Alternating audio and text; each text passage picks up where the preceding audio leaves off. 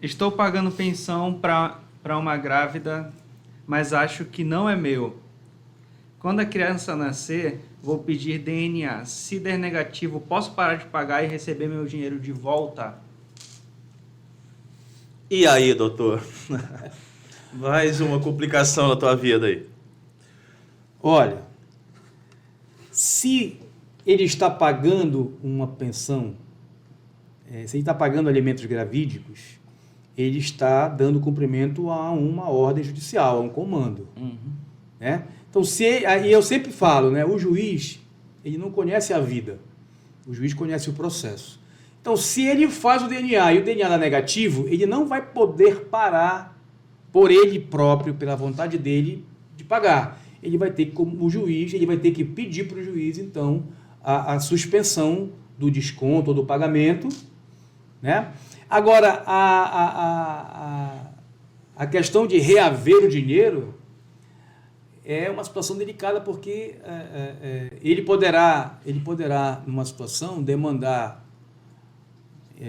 uma ação de regresso? Uma ação de regresso contra a mãe, né? Contra a genitora da criança. É o fato que a gente conversou anteriormente. Exatamente. E em uma certa circunstância até do pai biológico, que era quem deveria estar pagando a pensão. Eu acredito que essa pergunta tenha sido respondida até naquela pergunta anterior, né? Na pergunta anterior, exatamente. Eu acredito que seja isso. Mas ele não pode, assim, a regra, não pode parar de pagar sem antes ter uma autorização para isso.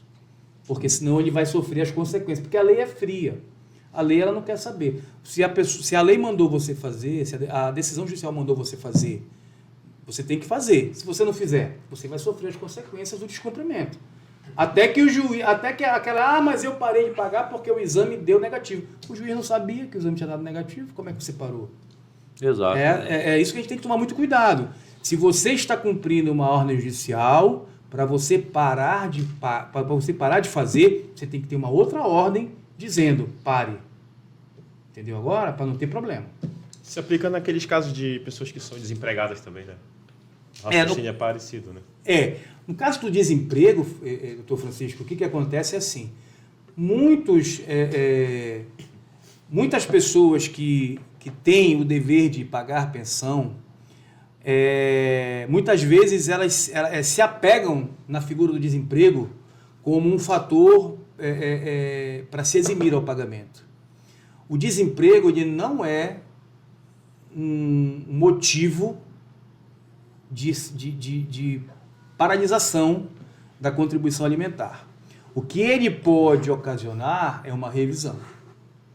Tá? Então, o cidadão pagava uma pensão alimentícia e era descontada da folha, descontada em folha de pagamento dele, e essa pessoa ela vem a ser dispensada. O que vai acontecer? O juiz não está sabendo disso, né, Paulo?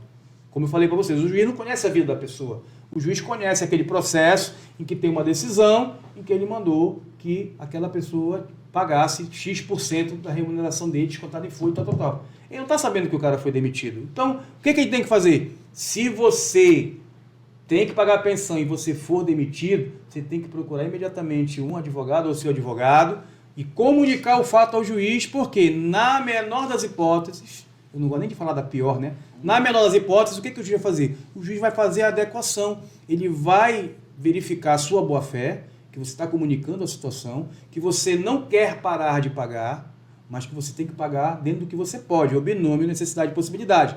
Ele pode até, eu vou falar aqui, invadindo um pouquinho aqui a praia do nosso doutor Francisco, né, que é expert, né, em direito do trabalho, e ele vai, por exemplo, fazer uma adequação para que ele receba, por exemplo, um percentual do seguro-desemprego.